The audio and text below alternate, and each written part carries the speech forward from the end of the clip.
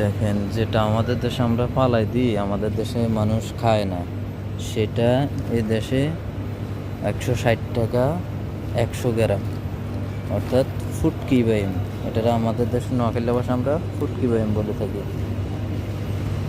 আমরা এগুলা কত সোয়াবিন খেতে কত গাছ সহ উঠে উঠে ফেলাই দিছি, আর অথচ সেটা 100 গ্রাম আপনার 160 টাকা।